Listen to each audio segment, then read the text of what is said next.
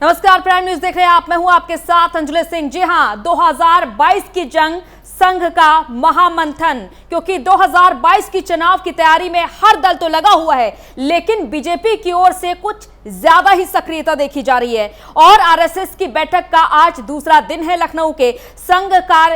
संघ के सरकारवाह दत्तात्रेय होसबोले इस बैठक को ले रहे हैं। सरकार संगठन में तालमेल को लेकर ये मीटिंग चल रही है। बैठक में सीएम योगी आदित्यनाथ और दोनों डिप्टी सीएम भी शामिल हैं। 2022 की चुनावी रणनीति पर चर्चा हो रही है। राम मंदिर को चुनावी मुद्दा बनाने पर भी मंथन जारी है। हालांकि तमाम ऐसे मुद्दे हैं जिन पर मंथन चल रहा है इस बैठक के दौरान, चाहे वो हाल ही में पकड़े गए आतंकवादियों की बात कर ले या फिर कोरोना की तीसरी लहर की बात कर ले। तमाम ऐसे मुद्दे हैं जो इस समय चर्चा का विषय इस बैठक के दौरान बने हुए हैं, क्योंकि संघ सरकारवाह दत्तात्रेय होसबोले और सह संघ का सरकारवाह अरुण कुमार भी इस बैठक में शामिल है। और इसके साथ ही साथ सीएम योगी आदित्यनाथ और दोनों डिप्टी सीएम दिनेश शर्मा और डिप्टी सीएम केशव प्रसाद मौर्य भी इस बैठक में शामिल हैं। तो आज होने वाली इस बैठक के दौरान विधानसभा चुनाव को लेकर तो सरकार और संगठन के स्तर पर की गई तैयारियों के बारे में तो चर्चा हो ही रही है। साथ ही अभी तक उत्तर प्रदेश में कई ऐसे मुद्दे रहे हैं, चाहे वो धर्मांतरण की बात कर लें, जनसंख्या नियंत्रण कानून को लेकर बात कर लें, आतंकवाद जैसे विषयों पर भी चर्चा चल रही है, ऐसी फिलहाल जानकारी मिल रही है। तो वहीं संभावित तीसरी लहर को लेकर भी चिंता जताई जा रही है। और सबसे बड़ी बात यूपी कैबिनेट विस्तार, इसको लेकर भी मंथन चल रहा है। तो ये बड़ी बैठक जारी है और इससे पहले भी बड़ी बैठक हुई थी कल। तो जैसा कि कल हुई बैठक के दौरान पश्चिम और पूर्वी क्षेत्र के प्रचारकों के साथ फीडबैक लिया गया था कामकाज का, और इसके बाद ही यह तय होगा कि यूपी कैबिनेट में किसको जगह मिलने वाली है। इसके अलावा आज भी इस बैठक में कई मुद्दे हैं जिस पर चर्चा चल रही है, विचार विमर्श हो रहा है। विधानसभा चुनाव और ऐसे कई मुद्दे जो जनता से जुड़े हुए हैं, उनको लेकर क्या कुछ कामकाज रहा है, क्या कुछ प्रतिक्रियाएं जनता की ओर से रही हैं सरकार के लिए, ये सभी कुछ आज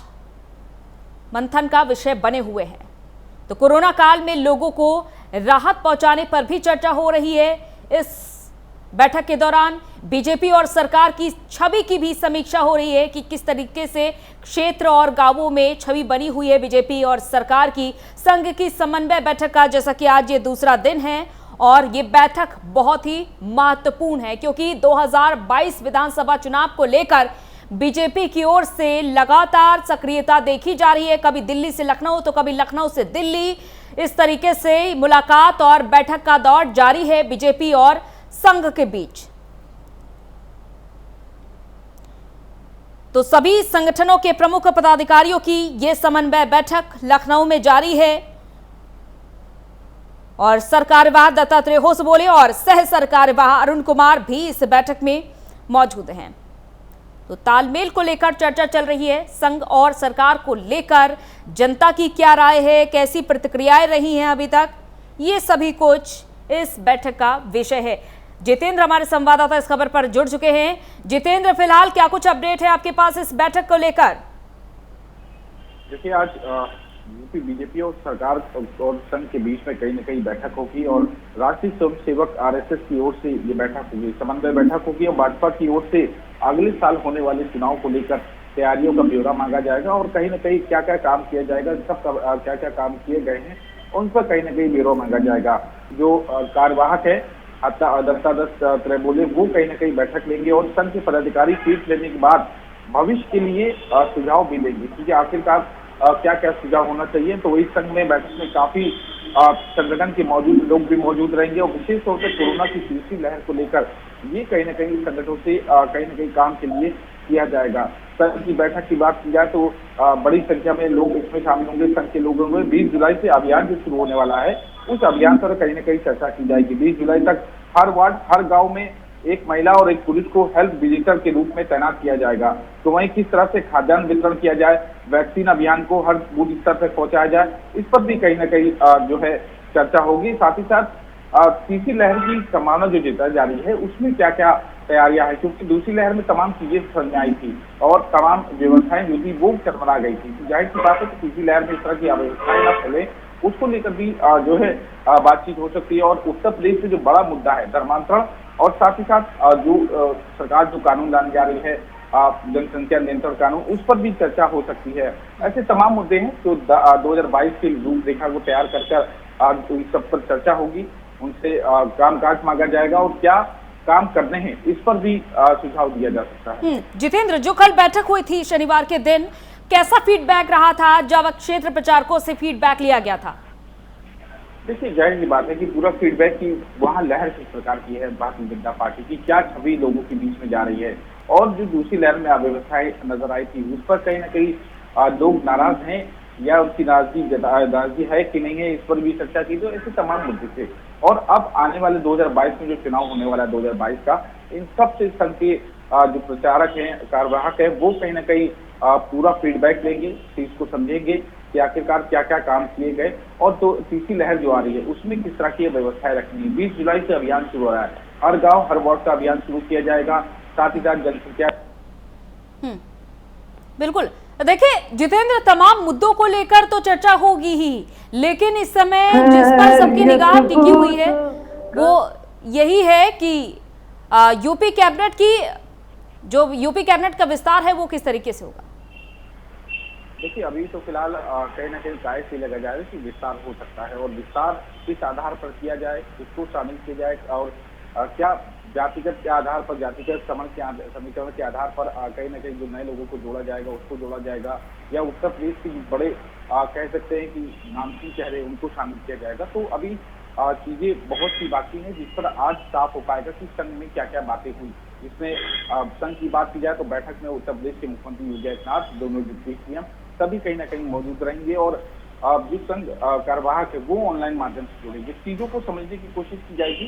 कि आगे किस तरह की रणनीति अपनानी, क्या क्या रूपरेखा है, क्या सियासी दिशा दिखाई जाएगी, इस पर भी चर्चा होगी। और राम मंदिर को 2022 में मुद्दा बनाया जाए या नहीं बनाया जाए, क्या मुद्दा हो सकता है, इन सब पर भी कहीं ना कहीं अभी जानकारी ली जाएगी, जिससे फीडबैक लिया जाएगा।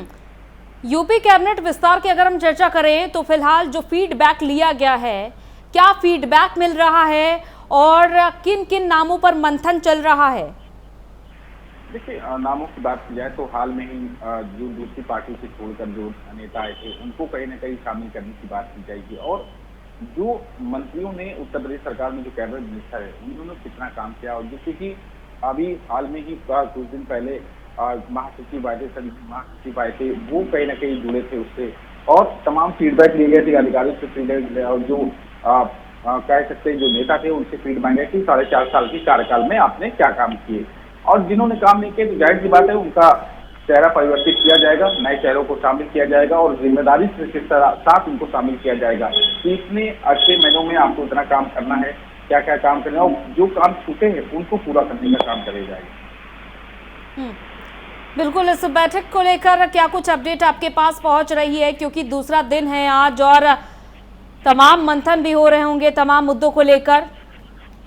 देखिए, प्रांतीय प्रचारक जो पश्चिमी है, पूर्वी हैं, वो कहीं ना कहीं इस बैठक में शामिल होंगे, और लगभग 2 बजे उत्तर प्रदेश के मुख्यमंत्री योगी आदित्यनाथ इस बैठक में शामिल होंगे। कोशिश जो है मुख्यमंत्री से भी पूरा फीडबैक दिया जाएगा कि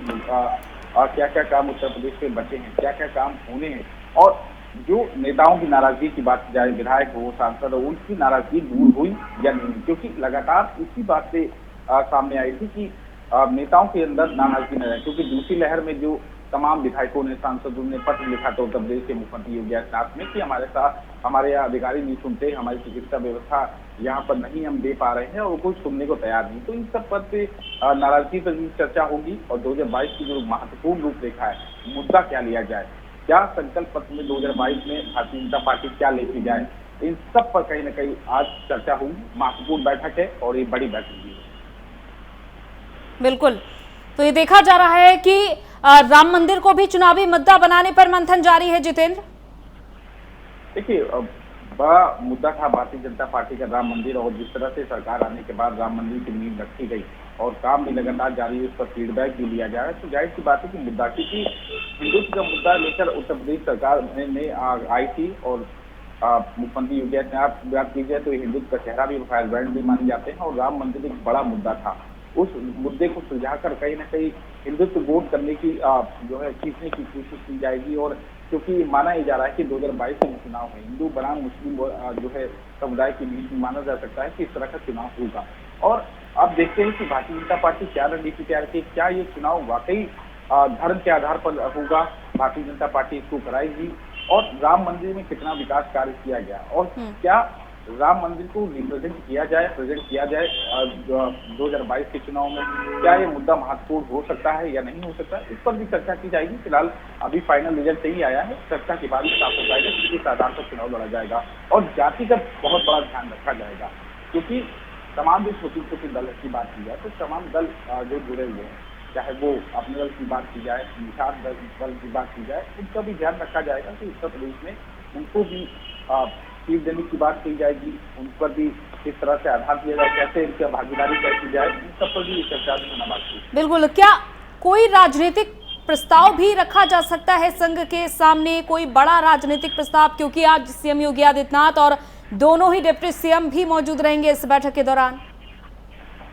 देखिए, राजनीतिक प्रस्ताव की बात की जाए तो सभी हर तरह से कोशिश की जाएगी इस तरह से 2022 की गर्दी पर बैठा जाए दोबारा,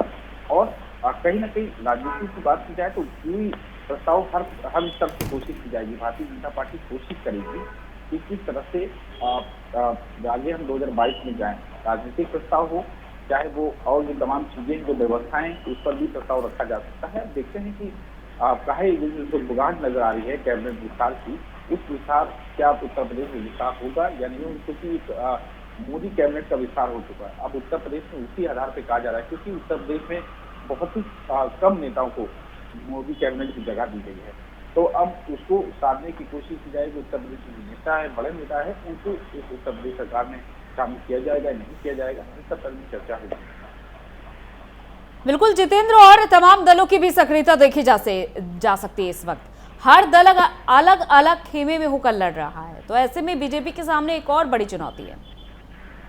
देखिए, कई दल ऐसे हैं जो विपक्ष के तौर पर भारतीय जनता पार्टी से जुड़ना नहीं चाहते। वो बात की जाए तो राजभर की पार्टी की बात की जाए, ओवैसी की बात की पार्टी की जाए, और भी जो अन्य पार्टी, छोटे छोटे दल, अखिलेश यादव ने भी ऐलान किया कि हम छोटे छोटे दलों को जोड़ेंगे। तो अब ये सब भारतीय जनता पार्टी की बड़ी चुनौती, क्योंकि बीजेपी अकेली चुनाव लड़ेगी और अकेले ही वो कहीं ना कहीं जो है आगे भी जाएगी। अब देखते हैं कि किन पार्टियों को साथ मिलती है, क्योंकि तमाम जो कहा जा सकता है कि बीजेपी विरोधी पार्टी है, जो दल है,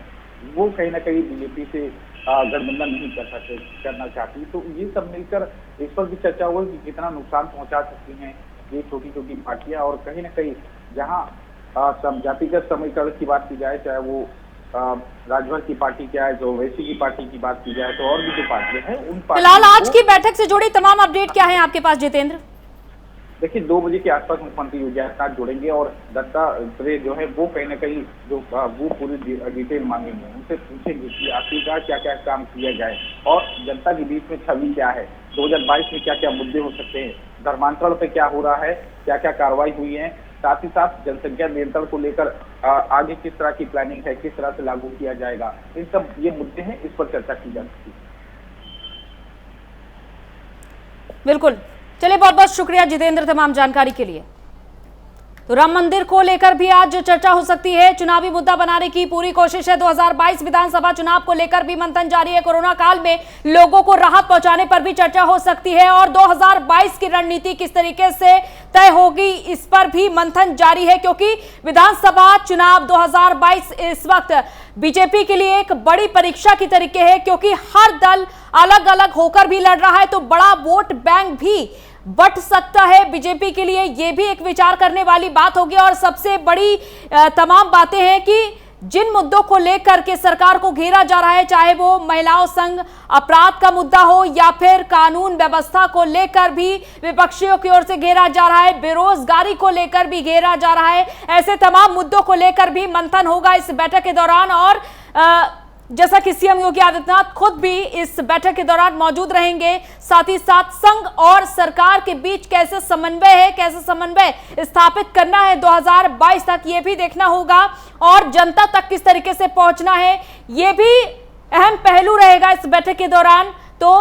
तमाम बड़े पदाधिकारी इस बैठक के दौरान मौजूद हैं और साथ ही साथ जो संघ का मंथन जारी है वो यही है कि कैसा फीडबैक मिल रहा है जनता की ओर से, कैसी प्रतिक्रियाएं जनता की ओर से हैं संघ के लिए और बीजेपी के लिए। तो कोरोना काल में जिस तरीके से लोगों को राहत पहुंचाने का काम किया गया है, जिस तरीके से लोगों को महा वैक्सीनेशन अभियान से जोड़ा गया है, उसको लेकर के जनता की क्या राय है, क्या प्रतिक्रियाएं हैं, तो तमाम इन प्रतिक्रियाओं को देखते हुए ही कोई बड़ा फैसला लिया जाएगा। और ये मंथन फिलहाल तो जारी है, लेकिन सबसे अहम बात यह भी सोचने वाली है कि यूपी कैबिनेट विस्तार कब होगा और यूपी कैबिनेट में जगह किन किन चेहरों को मिलने वाली है, किन्हें किन्हें बाहर का रास्ता दिखाया जाएगा, क्योंकि अभी तक कई मंत्रियों पर आरोप लगते रहे हैं कि ठीक से काम क्षेत्र में नहीं किया जा रहा है। हालांकि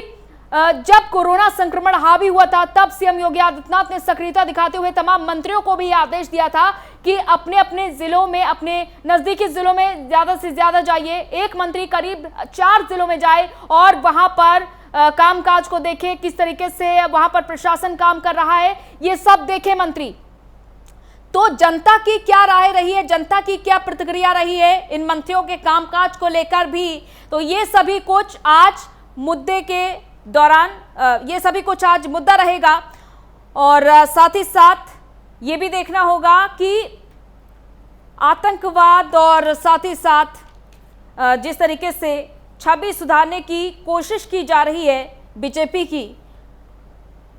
क्या वाकई में छवि सुधर रही है, क्या वाकई में अभी भी सीएम योगी आदित्यनाथ की वही छाप है जो 4.5 साल काम किया है सीएम योगी आदित्यनाथ ने, जिस तरीके से सक्रियता दिखाई है और जिस तरीके से अभी तक यूपी सरकार ने कोरोना को रोकने के लिए काम किया है, तो कैसा फीडबैक है, ये सभी कुछ लिया जा रहा है।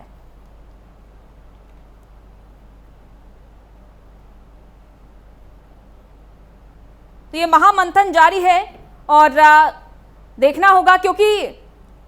दूसरी ओर बीएसपी की ओर से जो ब्राह्मण जोड़ो महाअभियान की शुरुआत की जा रही है, क्योंकि जातिगत समीकरण भी हर चुनाव के दौरान हावी होता है, तो ऐसे में संघ और सरकार के बीच जो मंथन चल रहा है ये भी एक मुद्दा हो सकता है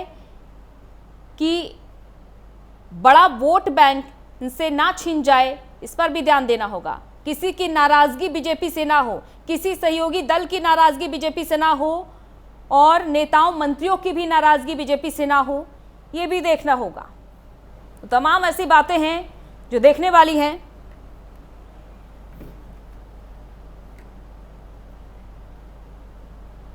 इसी के साथ इस बुलेटिन में इतना ही, इजाजत दीजिए, नमस्कार।